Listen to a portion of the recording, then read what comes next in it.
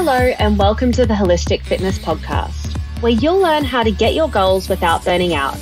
I'm your host, Lori, and this show isn't just about movement and nutrition. You probably already know that exercise and nutrition is important for your mental and physical health and well-being. It's also about stress management, mindset, and shedding those limiting beliefs and working through some of that childhood trauma while you're at it. Today, I'm joined by Joe Pardavila. Joe has produced over 10,000 hours of audio content over the course of his career in both podcasting and terrestrial radio. He is the author of the new book, Good Listen, where he shares insights and knowledge for creating memorable conversations.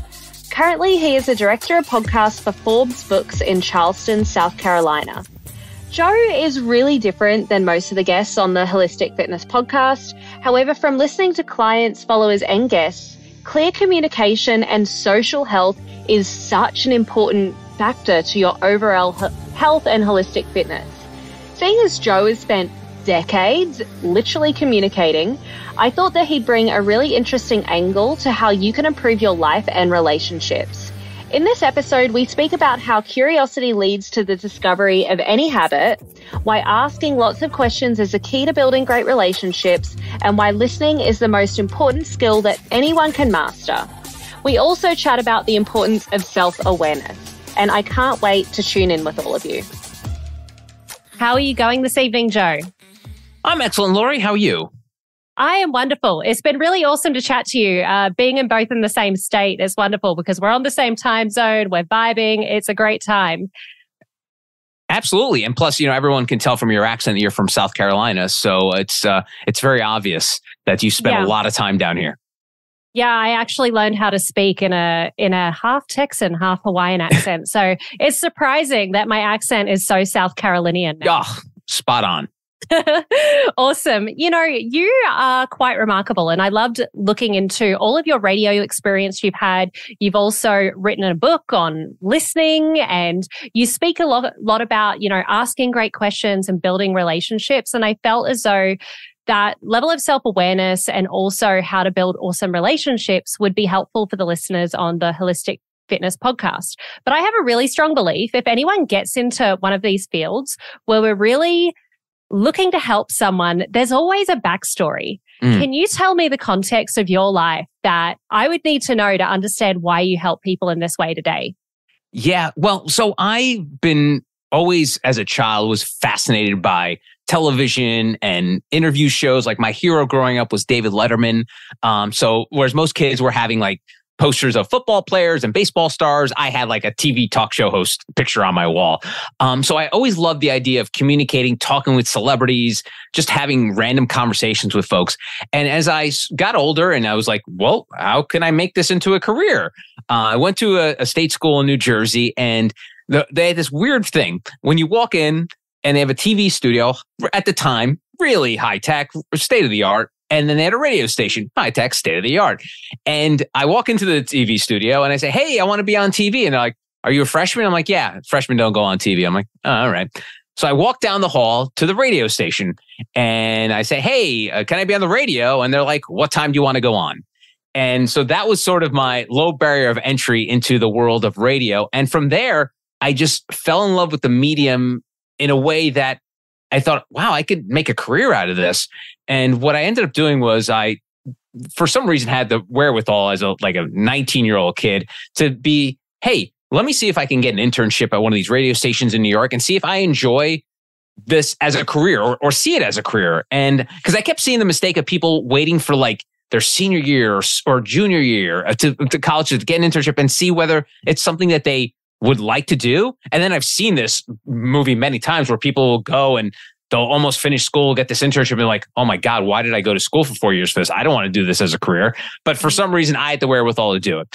I took this internship at this radio station in New York called WPLJ. Was there for 40 something years. And I only took the internship, Lori, because it was located in Penn Station in the middle of Manhattan, centrally located. So a kid from New Jersey who was afraid to going into the big bad city all by himself could be able to take one train ride in and then be safely at the radio station in about 20 minutes. Needless to say, that decision ended up leading me to having a 24-year career at that same radio station because I was scared shitless of taking the subway in New York City. Worked my way up from an intern all the way to a morning show co-host and executive producer. And during that time, what I didn't realize was I wasn't self-aware, that I didn't realize that a lot of skills that I was acquiring by being on the air 20 hours a week, doing live radio, that I was able to accumulate and hone. And then after it was finished, I realized that most people don't have these skills. So to give it context, in 2019, my radio station was sold to a Christian broadcaster. And so I like to joke, I was fired by Jesus. And they blew up the radio station. PLJ was gone. It became this Christian rock station. And then I sort of pivoted to doing podcasting full time, where I started consulting entrepreneurs on how to be podcasters. And again, all the skills that I had learned, all these people didn't. They were people connectors. They were building buildings. They were building businesses. They were entrepreneurs. They had MBAs, but they didn't know how to communicate with other people or host a podcast. And I, as I mentioned, was self-aware of the fact that I had this skill set that most don't. And that's how I came into writing the book, because I had all these lessons to share with these folks. And I was like, wouldn't it be great if folks who couldn't afford our services, or folks who didn't have the ability to invest money into doing a podcast, whether I could help those folks or just in general help people communicate. And that's where the book came about. I love that. And that's such an interesting story as well. And you're really unique compared to a lot of guests that we have on the podcast. And I love because a lot of people that come on the podcast are into nutrition or fitness, or, we've had hypnotherapists. And what I was really intrigued by you is how to ask great questions and how to actively listen, because a lot of people don't have that skill. It's not something we're taught in school. It's one of those things that's harder to kind of look up online. I mean, like, some people probably read How to Win Friends and Influence People. That's a really great book, but it's not something we really get into. Can you share, from your experience, what are some of the main issues that people interface with when it comes to communication? Yeah, I think sadly, one of the things that get drilled to us at a very early age, and you might have been like this, Lori, too, that when you ask so many questions, your parents eventually like, can you shut up and stop asking questions? And that gets sort of drilled into a lot of young people because they're so curious when you're younger, and that curiosity gets hammered out of us for some reason. And that over time develops into, I don't want to say like a shyness, but almost like a closed naturedness where you don't have the ability or be bold enough to ask questions. And what that does is it creates silos and these tribes of people that don't communicate with other people because they only want to communicate with people that look and sound and say the same things that they do. And so, and speaking from a holistic point of view, if you really can't be your best self unless you decide to push yourself to different boundaries, to be curious about what other experiences are like, whether it is exercise, whether it's taking care of your mental health. If you're not curious about those things, you're never going to be the better version of you if you stay in this one way. And the reason and the way we all do it and become better at it is we ask questions. And that's one of the things that's super important for people, whether you're a podcaster or just a human being. Just asking questions can lead to so many different revelations and connections with people that I feel like a lot of us are just losing out on. Yeah, I absolutely connect with that, especially how we're conditioned to stop asking questions because it's annoying. And I still feel that as an adult, sometimes asking questions can be a pain in the bloody ass for people because then they're like, oh, now I need to go to the cognitive effort of answering you when actually, like, instead of making a statement, diving into why I said that statement. And I feel like asking questions still can be annoying in some ways. So it does take being bold to do it. How can people listening now, the way I look at this when it comes to fitness is I give people frameworks rather than telling people what they should do in terms of stress management, movement, and in terms of nutrition. Because if I give somebody a specific plan, what works for me may not work for them. If someone's approaching fitness or stress management, what are some frameworks you would give to get them to ask really good questions? Yeah, and one of the things that kind of drove my career, and something that when I was in my radio studio in New York, my boss held this little sign up. It was on a white piece of regular paper. It was printed on like 48-point Arial font. And it said, preparation, concentration, and moderation. And this is, and what fits this is the preparation piece. Whenever you go into anything, you want to be prepared. How are you prepared? By researching, by digging up information, and then preparing yourself for anything that's going to come down the pike. So if you are passionate or curious about something, the only way to do it is to investigate it. And so being prepared, finding out as much as you can about it, instead of just signing up for a class one day, I'm like, let me see if this is going to be good for me, or let me sign up for a training session. If that's great, look into it, research it, find out what it really is about so you don't go in blind. Go in with some sort of level of preparedness. You're not going to be MBA quality or you're going to be an expert in that field, but just having a grain of information in your back pocket to sort of break down those walls of being afraid, of being intimidated by something. If you just know a little information, it's like if you watch a horror movie and if you know the scary part's coming, it's not scary. So if you're able to research these elements that could be scary or intimidating to you, they're no longer that scary and intimidating to you. Yeah, for sure. When does research become, I'm thinking about this, like there's IQ, intellectual quotient, and then there's EQ, emotional quotient. And I heard of this new one and it was like execution quotient. When did like the research become so like overwhelming that people aren't actually like executing on that sort of stuff that they're researching?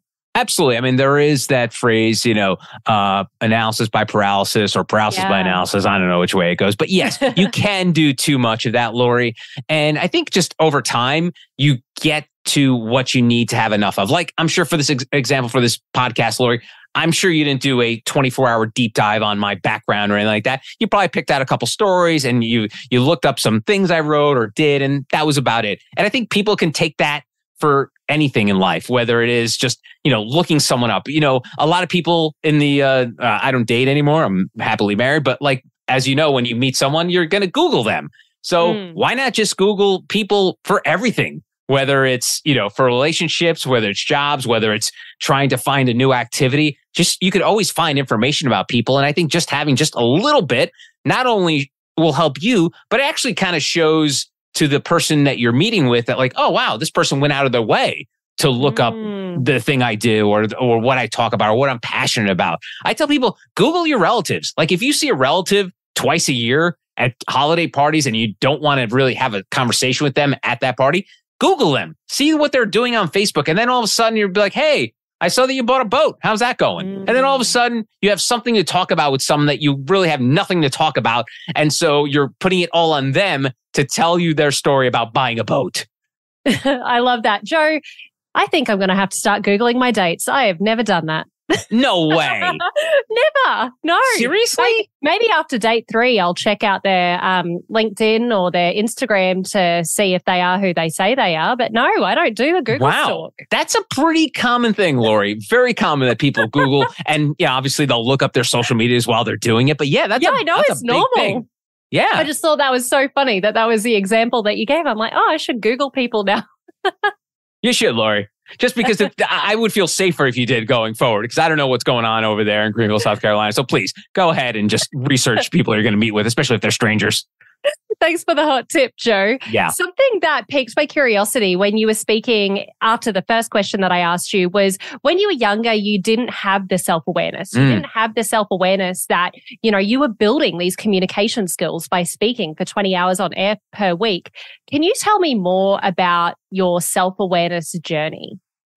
Yeah, I think a lot of that happened later in life, unfortunately. And and it's so funny. A lot of these things come to me in a flash. And I remember when I was going to work one day at the radio station. So our radio station was located on the building above Madison Square Garden, 2 blocks away from the Empire State Building.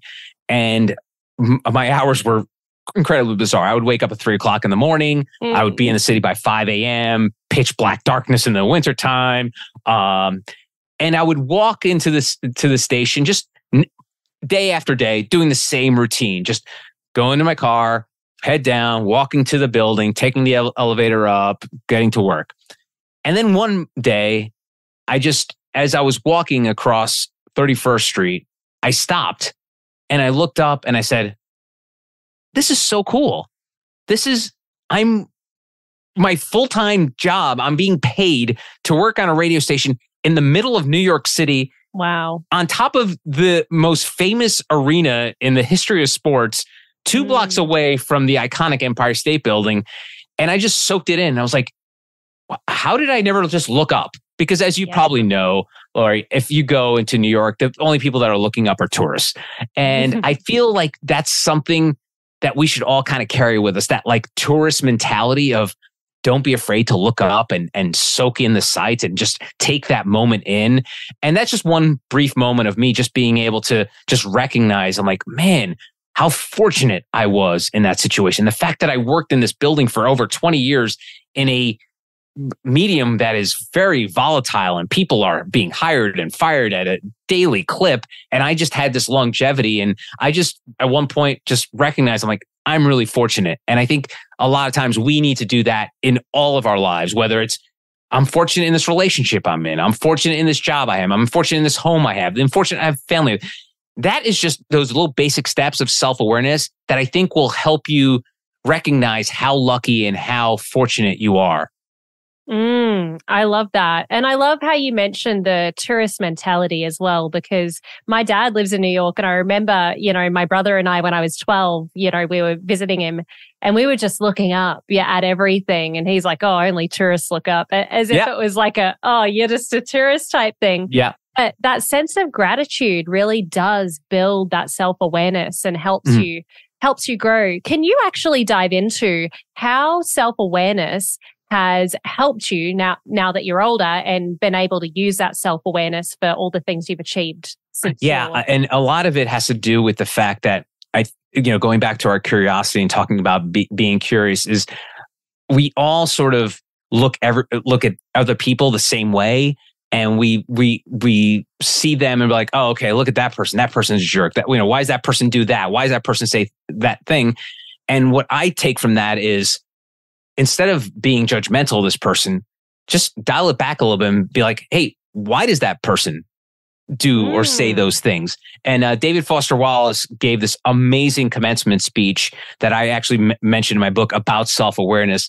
And it's a fantastic speech. It's called This Is Water. If you've never seen him do it before, it's this really lo-fi college commencement speech. Just one of these fancy things, just him in front of like a podium giving it. It's called This Is Water.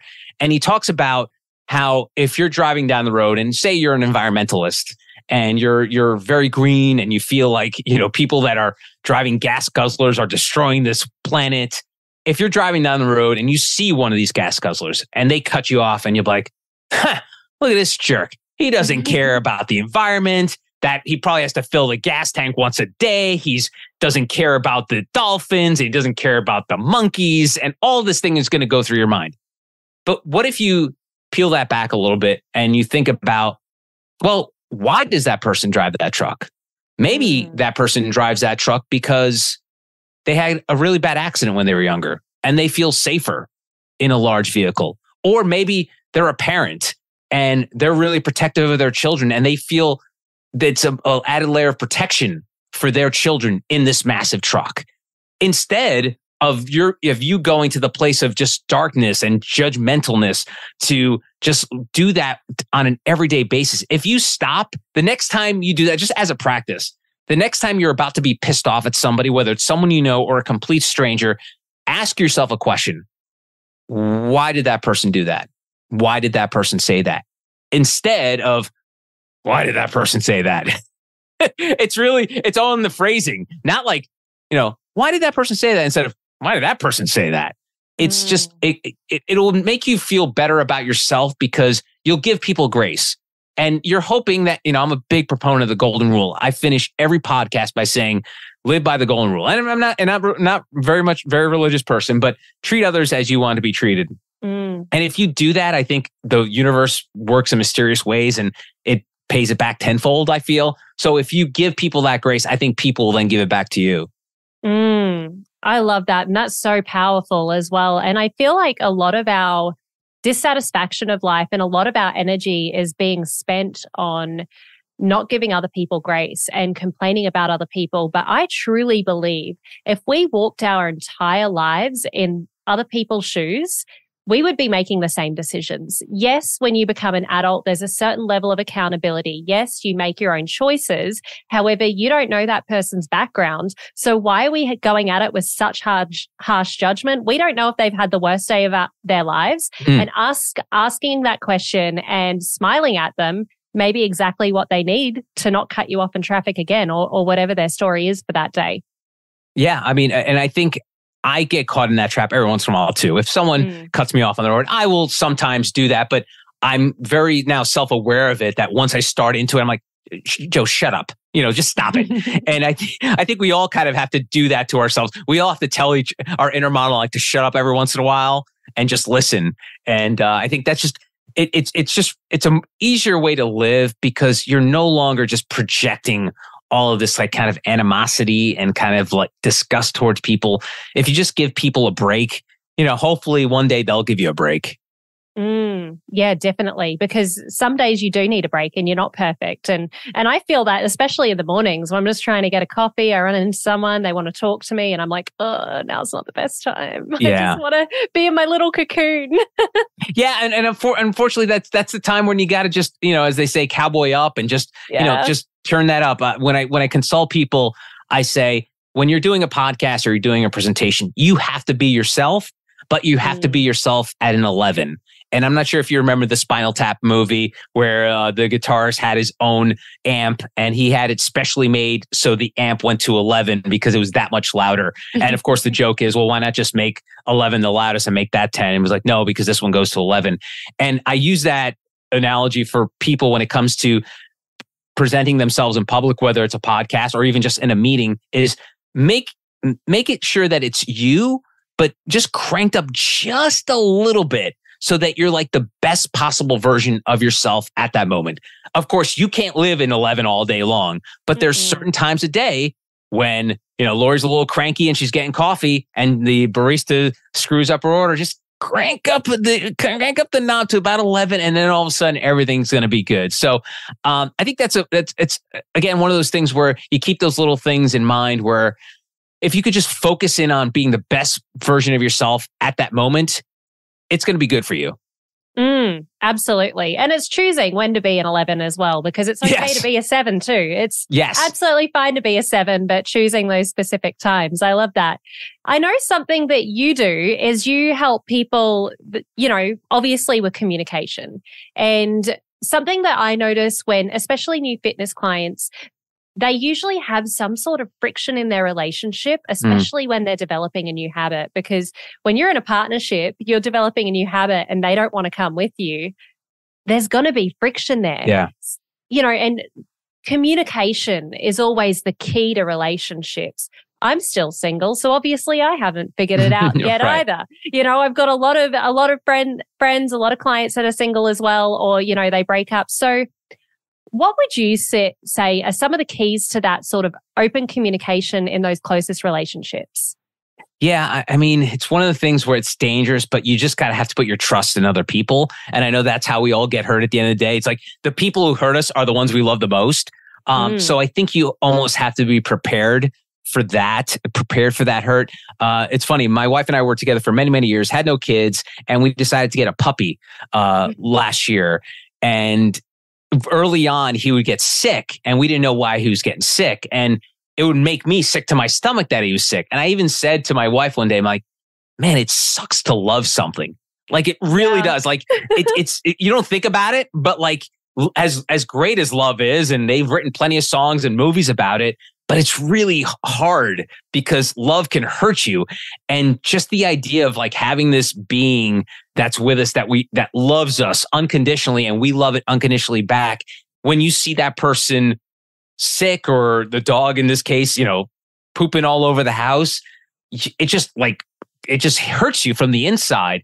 And I wouldn't trade the hours of day of enjoyment for that 1 week that he was sick for nothing. It's a small price to pay to love someone and have them either hurt you than the taking it as a whole, the sum greater than its parts. It's so I think when it comes to relationships, I know comparing dogs is tough, but I'm just saying that loving something and caring about it you can't stop doing that because of the chance of getting hurt or getting into an argument or stuff or something like that. Because I think all of the other stuff's going to be so much better. So that friction that may happen in a relationship, sure, that one friction, but if like 90% of it is just like awesome and it's at the end of the day, the person you're looking forward to seeing the most and the person you want to have sit next to you on the couch while you're watching Netflix, man, for those little things like my dog Nate being sick for that little while and all the other great that comes with it, you just kind of, it's the life of scales. It's like, man, the good is going to outweigh the bad as long as you embrace that. Yeah, that level of vulnerability is so important. I'm sorry that your dog was sick for a week. I can't imagine. Well, I was so mad at myself, Lori. I was so mad because he loved these treats called bully sticks. And he just loved chewing on them. He's like he's a dachshund, and he loved them. And he kept getting sick, and we thought it was all these things. We thought, are there pesticides in the lawn? Is there something in the food? And we didn't even think about the bully sticks because we thought bully sticks are just like protein sticks. Well, what's the harm? And so we're doing all this thing, changing his food, taking him to the doctors, putting him on probiotic.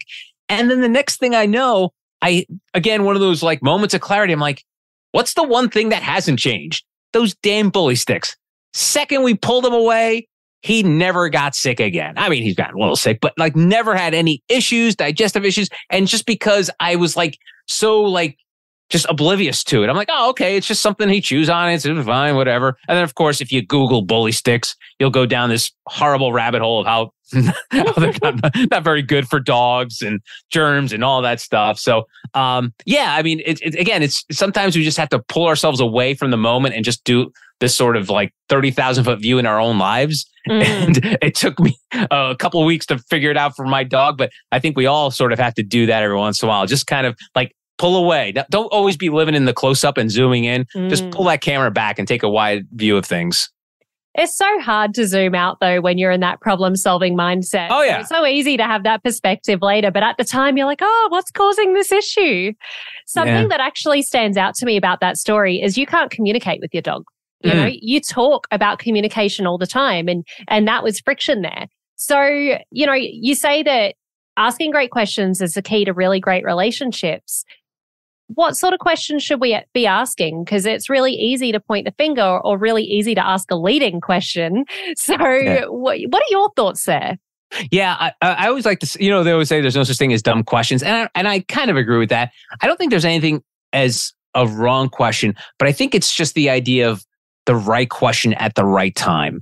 It's, you know, when you're doing a podcast like this or when you're having a conversation at work, you're never going to start with a huge, bold proclamation or question. You're going to ease into it. And going back to that piece that I mentioned earlier, the preparation, concentration, moderation, it's sometimes moderation in when to ask that right question.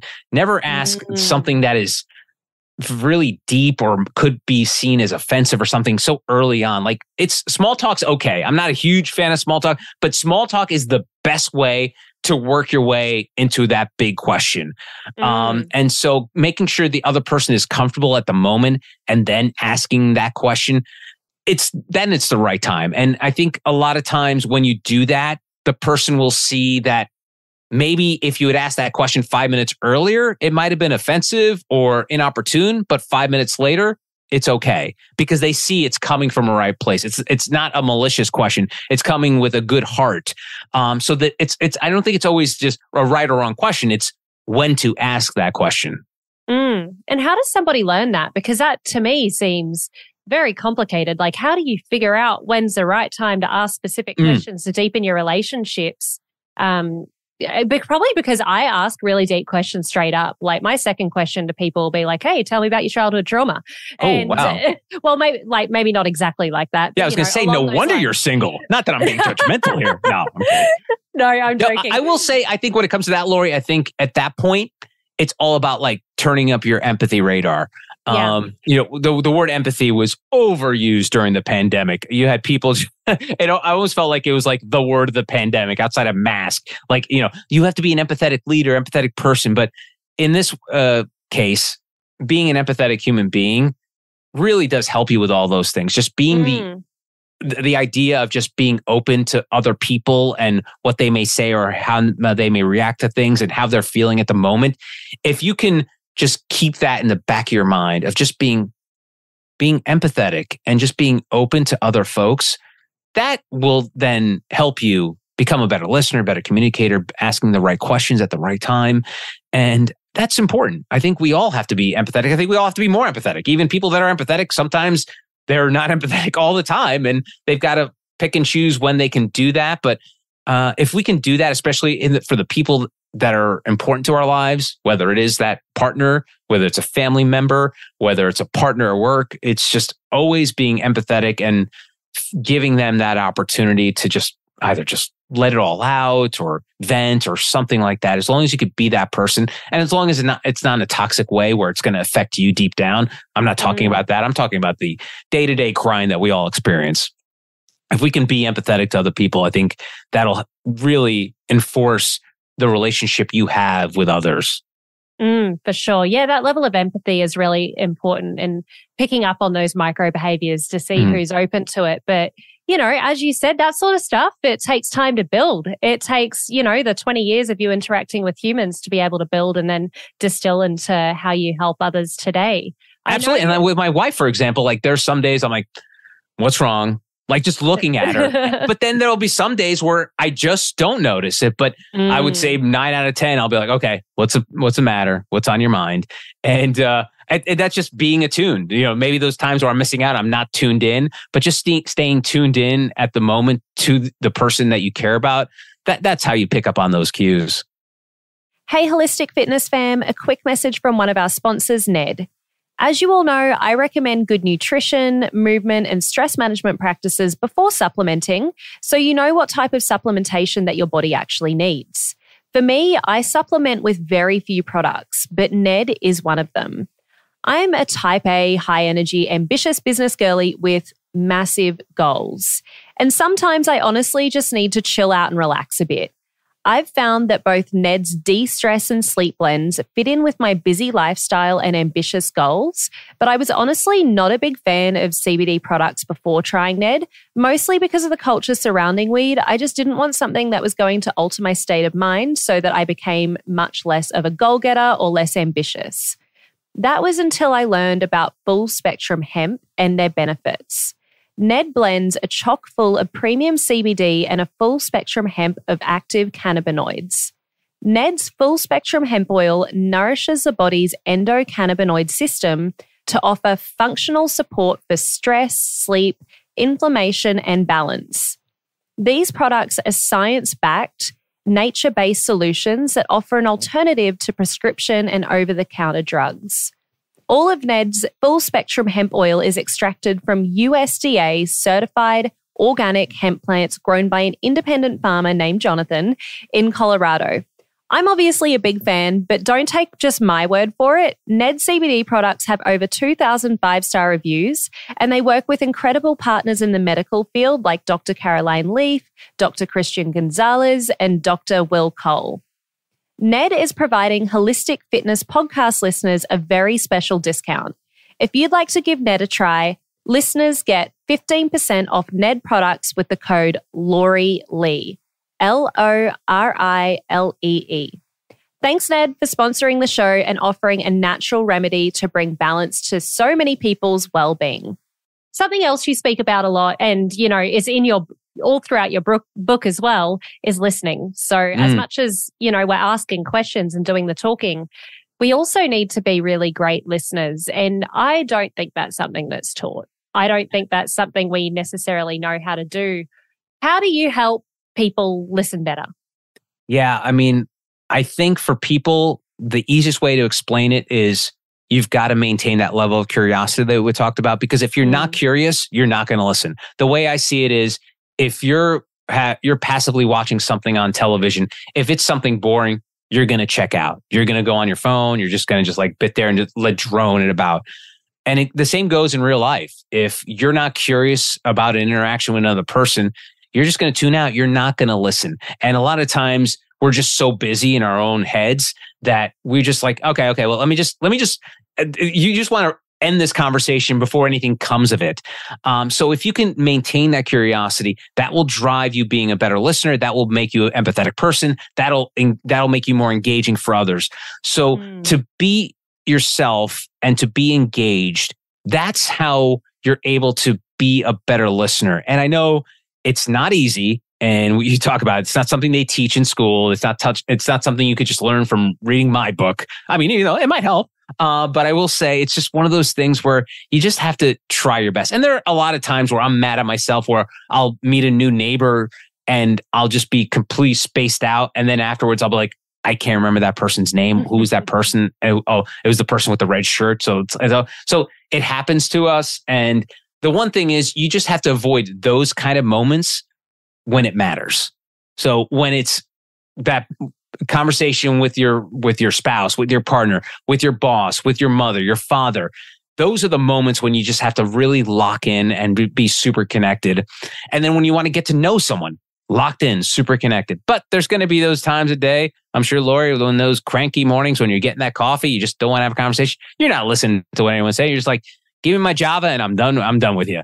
It's going to happen, and that's perfectly normal. But I think it's just being attuned to that when you're not doing it, I think catching yourself not doing it is probably the best way to learn. Like when all of a sudden you realize, oh shit, we just spoke for 20 minutes and I don't remember anything about it. Why? Because you weren't listening. And so learning from those moments when you catch yourself not listening, that's what will prepare you for the next time. Like, God damn, I shouldn't have done that. Let me just the next time make a mental note of that and just be totally zoned in and zeroed in on this conversation. Yeah, for sure. What kind of questions would you ask yourself when you don't listen? So, during that, you've just noticed in the 20-minute conversation, you've zoned out. How would you build that self-awareness to avoid it next time? Yeah, I mean, usually it'll happen in the moment or right after. Well, I'll just basically say, what the hell's wrong with you, Joe? Like I would literally have like a conversation with myself, like, why weren't you paying attention? And I think doing that at certain levels is healthy. Like if you hate yourself and you disparage yourself, that's not good. But if you can just playfully be like, Joe, you idiot, you weren't paying attention at all in that moment. So I think it's okay to have fun with yourself. I've made a career of self-deprecating humor. I think it's endearing to people. So the more you can kind of take a swipe at yourself, the better you'll probably be in the long run, because then people realize you don't take yourself so seriously. So I think it's super important to just have fun with it and not just be so hard on yourself. Just be like, you dumbass, what's wrong with you? You just had a 10-minute conversation with a person you don't even remember. So being able to give yourself grace, we talk about giving each other grace, giving yourself grace, it will probably help you as well. Yeah, for sure. Definitely. Personally, I find a lot in like the corporate career and also in romantic relationships, people don't listen when they perceive they're going to disagree with what's going to be said, or they disagree with what's going, and then they just check out. How do you navigate still maintaining that sense of curiosity? Yeah, and that comes down to something that I used to fall in the trap all the time when I was working in radio was, you're not listening, you're just hearing for that person to stop talking. And I think that's something we all have done. We all do it every day. And I think when it comes to that, it's just trying to just stay out of that mindset of just being like, okay, I'm going to wait till this person, I'm going to appear to be listening, but I don't really care what that person says. And we just need to catch ourselves while that's happening. Just like, oh no, just listen for a moment. And then if it's something you disagree with or agree with, then you can add to it. One of the things I tell people to do, if you have difficulty with this, sign up for an improv class. Improvisation classes are taught all over the world. They're taught on the internet. I'm sure there's an audiobook or book you can get on it. And I learned the importance of communicating with people and making a conversation this sort of alchemy, this chemical that is created between two people. And it only happens when you use terms like yes and. So in long form improvisation, I think Amy Poehler named her book Yes and. And the basis of it is accepting information, the yes, and adding to it, yes and. And that's how people create improv scenes. So one person says something, the other person says yes and this. And then the person says yes and this. That's an improv scene. If you take that sort of procedure or template and put it onto real life, think about how great conversations will be. Like, yes, and this too. Or even if you disagree, you'll be like, yes, not that yes, you agree, but yes, I'm listening to you. and here's what I have to offer. So those two little words, yes and, as simple as they sound, they make for magical improv, but they also can make for magical moments in real life, because you are giving your partner in improv, it's a scene partner, but if it's a partner in real life, you're giving them the opportunity to provide information, and then you are providing information back. And that's the alchemy, the chemistry, all the good stuff that happens when two people get together and communicate with one another. Yeah, I love that. That's a really, yes and is a really good framework for people to be able to accept information and then provide their input on it as well. I love that you brought up improv. Like you, I always knew I was going to be in TV or movies. So always knew I was going to be on screen, and improv was my absolute favorite in drama. Loved making up shit on the spot. Yeah, and it's such a great skill, and that's why a lot of corporations bring in like improv teachers when they do their big company get-togethers, because it's so useful for folks, because a lot of these skills, like the ones we've been talking about for the last half hour or so, is a lot of the stuff that people don't practice on a regular basis. And when you're doing improv, it's what it's all about. Like the listening and reacting and heightening and exploring all the terms that they use in long form improvisation. It's so important. I had a teacher, his name is Anthony Tamanik, and he's a kooky guy. He's known for having the President Show on Comedy Central, where he did an impression of Donald Trump. And he was my very first improv teacher. And I remember jokingly, he said, I probably shouldn't be teaching improv 101, but that's neither here nor there, because I'm not a book guy. I'm more of a real gritty improv guy. And he said, the one thing to keep in mind when you're performing a scene with someone is, this scene is the most important day in the lives of these two people. This is not a scene that's taking place on just an average day. It's not just a run-of-the-mill, check the boxes day for a human being. This is the most spectacular day in this person's life. And if you extrapolate that out, it's like a movie. Like a movie is happening. These characters have lives before and after the film, but the film takes place in the most important moment in these people's lives. If you think about that, when you're having a conversation that's important, if you bring that gravitas to it, that this moment right now, this is the biggest moment in our lives, whether it's a relationship decision, a financial decision, a career decision. If you go in with it with that much weight and be like, man, this is huge right now. This conversation we're having, this is huge, and we have to treat it as such. All of this stuff we've been talking about, the listening, the curiosity, the empathy, all of that comes with it. Because when you're living in such a big moment, all of that will play a major part in making sure that there's a happy ending in that moment. Yeah, bringing that level of intensity to those important conversations can be super powerful. And I love that, not even analogy, that scenario you provided with your improv teacher that said, hey, bring that level of intensity, bring that most important day of the life. You know, a lot of people listening right now, they may lack confidence. So I work with a lot of people who have gym intimidation, which was, I believe it was coined by Planet Fitness as like gym intimidation. Yeah. So it's when you're feeling intimidated by the gym, not necessarily feeling very confident. And I know a lot of the work you do is regarding speaking and listening, but obviously you have some really great confidence tips, and you have a lot of confidence for being able to be listened by so many different people. What would you say to people that are struggling with confidence in certain environments? I get this all the time, Lori, and I will tell you that introverts make the best conversationalists because they don't feel comfortable hogging the spotlight, and they're not afraid to ask questions and be curious. So if you are introverted, think about it like that. Okay, I don't have a quippy anecdote to share with you. I don't have any kind of humorous story to share, but hey, tell me about you. What happened with that thing you did? And then all of a sudden, that again, this alchemy, this chemistry, once this person starts to share, maybe you start to come out of your shell a little bit and feel comfortable sharing. So the whole idea that introverts can't be good at communicating is shot down, because if you think about the stuff we've been discussing, the fact that if you're listening and you're curious, that has nothing to do with being shy, or that has nothing to be introverted. That's just human nature. That's just, oh, I want to find out about this. Okay, cool. I could find out about it by asking questions. So if you are struggling with this, always keep that in the back of your mind, that I know not everyone's going to be as obnoxious as the two of us, Lori, that not everyone's going to be type A personalities, but that doesn't mean that you can't have these magical conversations, these magic moments, just by asking questions and being curious and listening.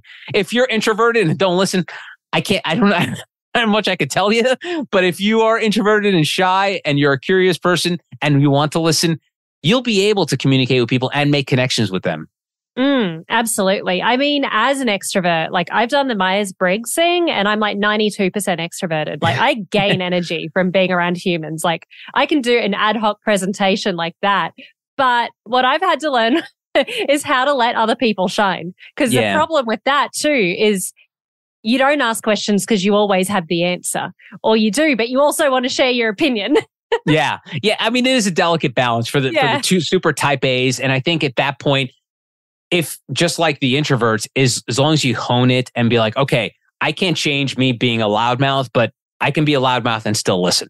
You know, exactly, you can still do that. It's the old thing that Bill Maher says, you know, we can have two thoughts at once. We can be loud and extroverted and boisterous, but we can also listen and give people grace and give them the opportunity to shine as well. Yeah, absolutely. I mean, a lot of the people listening to today, you know, whether it's introversion or extroversion, ultimately they're wanting to get fit. They're wanting to be the healthiest versions of themselves. And a lot of their energy is wrapped up in relationships. So we're almost coming to time now. Is there anything that you feel like you haven't shared today that you really think you should share in terms of like increasing your energy to get rid of those relationship woes that they have with the humans in their life? Yeah. Thanks for asking, Ben, because I've just been writing about this recently about the word busy. And I feel like the word busy has become a default setting for every human being. What's the first thing when someone asks you, how was your day today, Lori? What do you say? Oh, I was busy. Like it's become this badge of honor that people, if they don't feel like they're busy, they're not doing anything. And then all of a sudden they carry that on into, okay, I'm busy. I can't do anything else. I can't learn about anything else. And I've actually tried over the last several weeks to exclude that from my already limited vocabulary. Like when someone asks me how my day was, I will reach into my brain and find something else to say other than busy, because I feel like that word is sort of an albatross around us where it doesn't allow us to explore and do different things or try things we would never try, because it's so easy to say we're busy. And we become in the society where someone says, oh, I'm busy. Oh, okay, cool. You don't even you never have a rebuttal for when someone says, oh, I'm too busy for that. It's sort of this blanket closure of nothing's going to happen in this scenario because I've marked this ground. I put this line in the sand that says I am busy. So long story short, I think we need to try to avoid words like that close us off on opportunities, because it's just so easy. It's so easy to, when someone asks you for a favor, to either move their couch or help them with something in the house, to be like, oh, I'm sorry, I'm busy. The next time that word comes up into your brain and you're about to utter it out of your mouth, just take a moment and think, wait a minute, am I that busy? You know, I tell people, because I work in media, and I'll try. I produce dozens of podcasts, and I'm reaching out to high net worth individuals, people that are quote unquote busy. And the answer I'll get back as rejection is, oh yeah, unfortunately, this person just has no time on their schedule. And I'll immediately say something like, oh, and I won't say this to them, but I'll say this in my brain.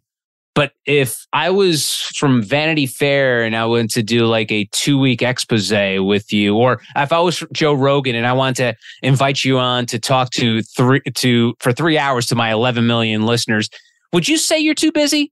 Probably not.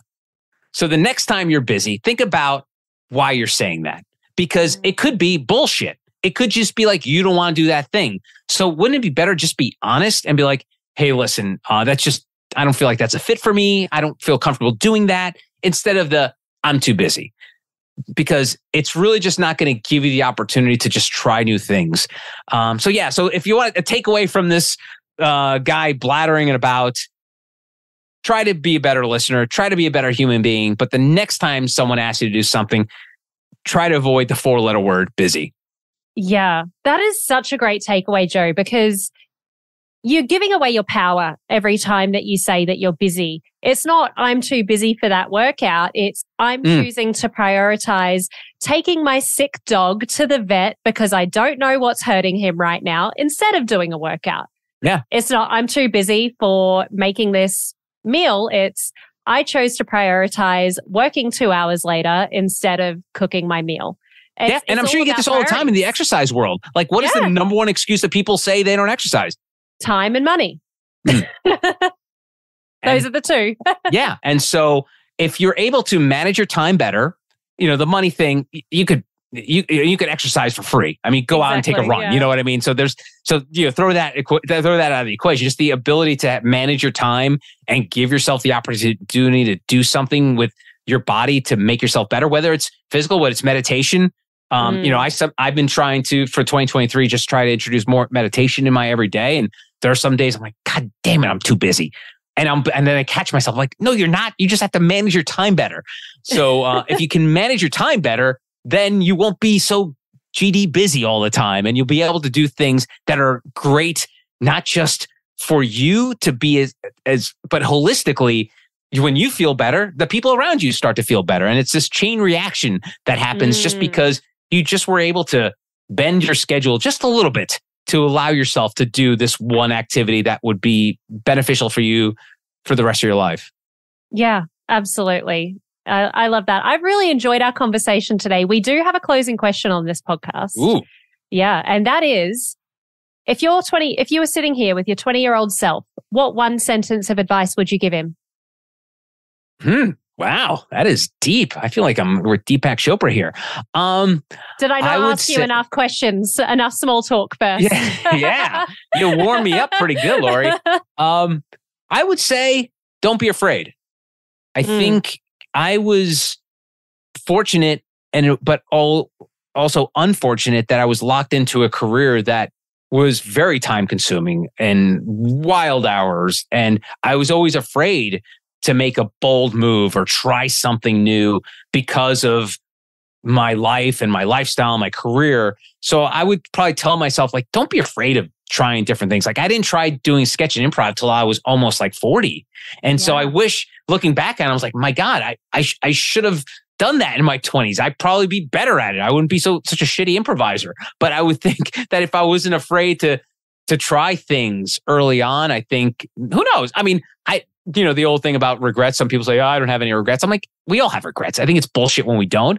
And sometimes regret is kind of a hard word, but in a way it's accurate. It's like, oh, okay, I regret that I didn't take more chances early on in my life. So that'd probably be a thing I'd tell my young. And it was funny. My wife and I were looking at younger pictures of myself. I'm like, my God, I can't believe I ever got laid looking at myself.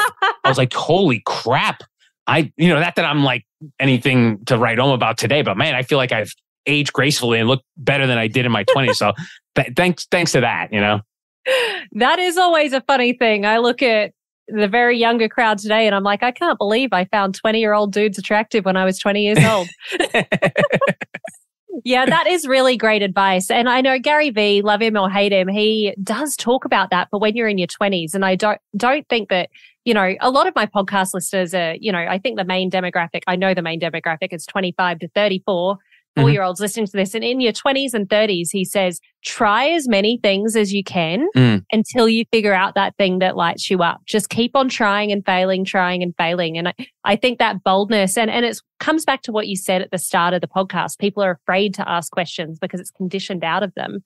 People are afraid to try new things too. Yeah. No, absolutely. And I think people are afraid to do that at all ages.